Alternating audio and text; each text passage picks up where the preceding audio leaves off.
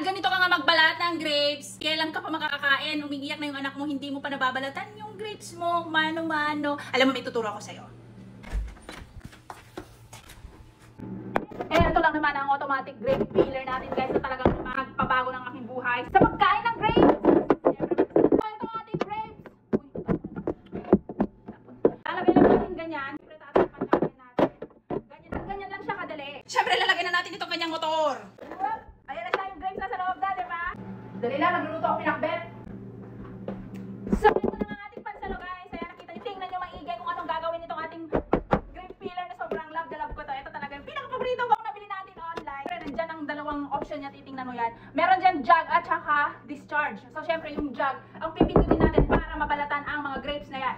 Panoorin mo mabuti.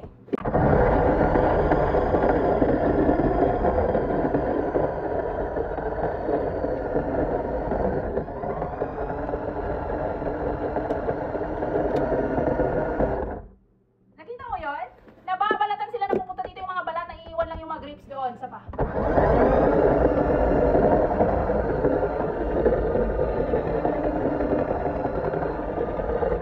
At kung kontento na kayo sa kanyang pagbabalat, it's time to pindot the discharge. At dito naman lalabas. Discharge!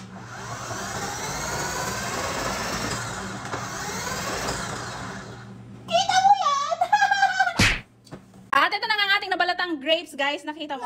Automatic siya. Naiwan yung mga balat niya doon. Nandito na yung mga nabalatan na grapes. O, diba? Hindi ka na mag-aantay ng matagal para makakain ng grapes na walang balat. Pwede mo na itong ipakain sa anak mo, sa mga senior citizens na ayaw ng makukunat na balat. Hindi makangat-ngat makmuya ng matitigas or makunat na balat ng grapes.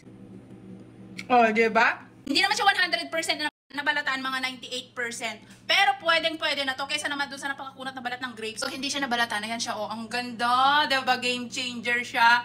Alam nyo ba na napakamura lang nito? At kung bibili kayo dito sa aking Yellow Basket, makakapag-discount pa kayo. O, ano pa natin mo? Check out na! Ang sarap.